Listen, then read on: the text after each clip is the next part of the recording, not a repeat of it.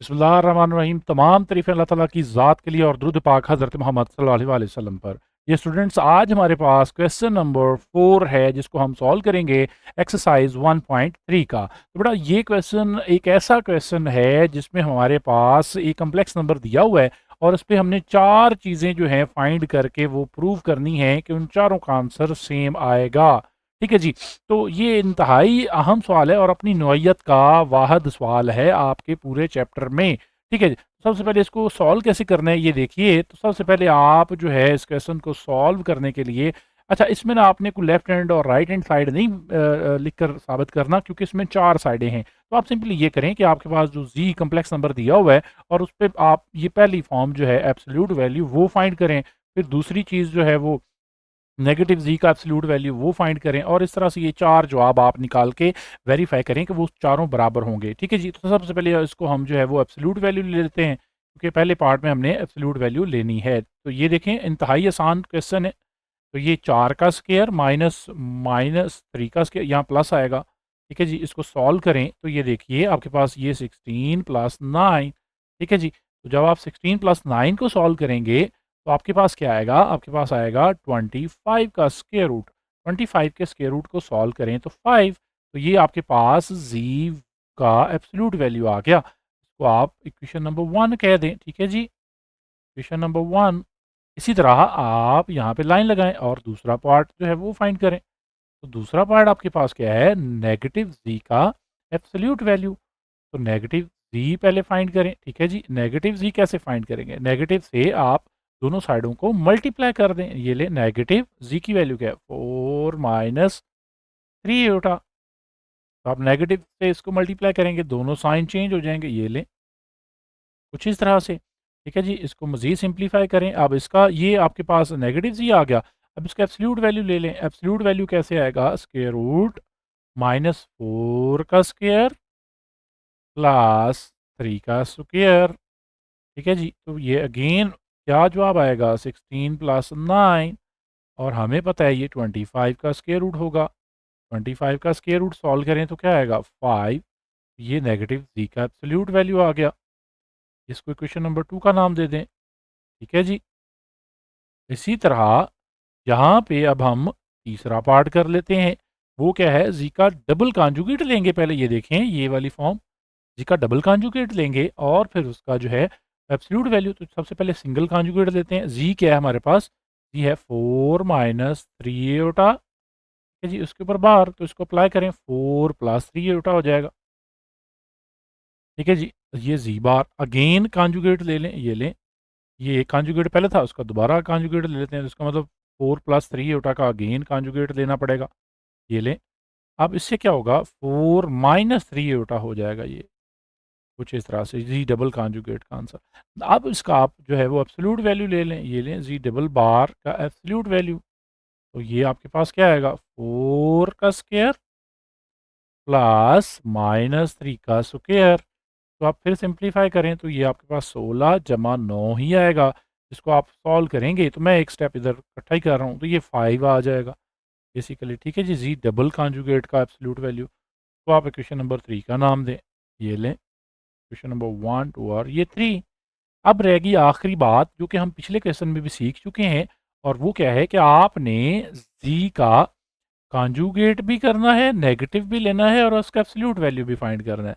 तो अब ये वाला फाइंड करते हैं। इसके लिए आप ये करें कि पहले जी का कॉन्जुगेट लें। ठीक है जी। ऊपर जगह नहीं थी, मैं यहाँ पे लिख रहा हूँ। तो जी का कॉन्जुगेट हमारे पास जो है बेसिकली ये क्वेश्चन था, जी 4 माइनस 3 उठा, इसका आप कॉन्जुगेट लेते हैं तो वो क्या आएगा आपके पास? वो आ जाएगा 4 प्लस 3 उठा। ठीक है जी। ये जेड कॉन्जुगेट का जवाब है। अब इसको नेगेटिव से मल्टीप्लाई करवा दें दोनों साइडों से। ये लें, माइनस 4 प्लस 3 होगा। तो अब इससे क्या होगा? इससे ये होगा कि दोनों साइडों के साइन चेंज हो जाएंगे। ये लें, और ये 3 आएगा। तो ये लें, माइनस 3 होगा। ठीक है जी। ये नेगेटिव जी कॉन्जुगेट आ गया। अब क्या करना है? अब इसकी एब्सोल्यूट वैल्यू ले लें, यहाँ पे ले लेते हैं। ठीक है जी। माइनस जी एब्सोल्यूट कॉन्जुगेट की एब्सोल्यूट वैल्यू। ठीक है जी, या मॉडुलस। ठीक है जी। तो ये लें, माइनस 4 का स्क्वायर प्लस -3 का स्क्वायर। सिंप्लीफाई करें तो ये 16 जमा 9। तो अब सिंप्लीफाई करेंगे, ये 25 का स्क्वायर रूट। सॉल्व करें तो ये भी 5 आ गया। इसका मतलब क्या हुआ कि ये आपके इक्वेशन नंबर 4 नाम दे दें पहले इसको। ठीक है जी। तो इसका मतलब क्या हुआ, आप यहाँ पे अब लिखेंगे नीचे स्टेटमेंट में आप ये लिखेंगे, मैं इसको नीचे ले आता हूँ।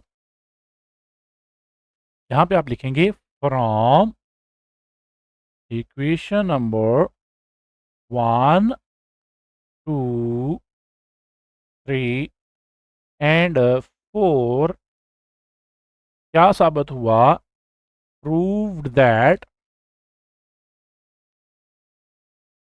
वो स्टेटमेंट आप लिख दें जो आपने प्रूव की है कि g absolute value is equal to होता है क्या था दूसरी स्टेटमेंट देख लेते हैं जी, नेगेटिव जी फिर डबल कॉन्जुगेट और फिर आखिर पे दोनों का सिंप्लीफाइड फॉर्म। ठीक है जी।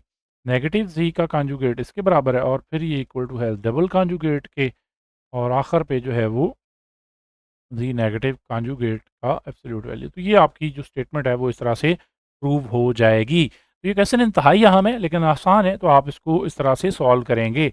अब आखिरी क्वेश्चन की तरफ चलते हैं। जी डियर स्टूडेंट्स, अब क्वेश्चन नंबर 5 है जो कि इस एक्सरसाइज का आखिरी क्वेश्चन है। इसमें देखिए, इसमें हमारे पास दो कम्प्लेक्स नंबर हैं, एक z1 के नाम से और एक z2 के नाम से। अब हमने वैल्यूएट करना है, यानी कि वैल्यू फाइंड करनी है दो चीज़ों की।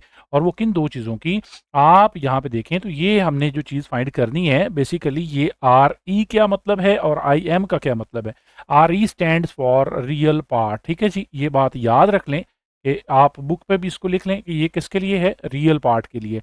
और फिर हमने करना क्या है, आप सबसे पहले ये प्रोसेस करेंगे जो ब्रैकेट के अंदर है कि जी1 को पहले मल्टीप्लाई करवाएंगे जी2 से, और फिर जो उसका रियल पार्ट होगा वो आप इसका आंसर बना देंगे, यानी कि उसका सिर्फ रियल पार्ट आपने पहले पार्ट में बताना है। और दूसरे में क्या बताना है, इमेजिनरी पार्ट। ये stand I am stand for imaginary part. ठीक है जी। तो बस ये काम है। अच्छा, ये दो पार्ट्स हैं लेकिन ये एक क्वेश्चन के अंदर ही सॉल्व हो जाएंगे। अगर ये क्वेश्चन शॉर्ट क्वेश्चन पेपर में आता है तो उसमें एक पार्ट ही वो आपसे पूछेगा, अदरवाइज दो भी पूछ ले तो एक स्टेप से आगे आप क्वेश्चन के दोनों पार्ट्स कर सकते हैं। तो चलिए इस क्वेश्चन को सॉल्व करते हैं। फर्स्ट ऑफ ऑल हमें क्या फाइंड करना है, z1 को हमें मल्टीप्लाई करवाना है z2 के साथ। तो देखिए z1 हमारे पास क्या है, z1 की वैल्यू है 2 प्लस 3 एयोटा।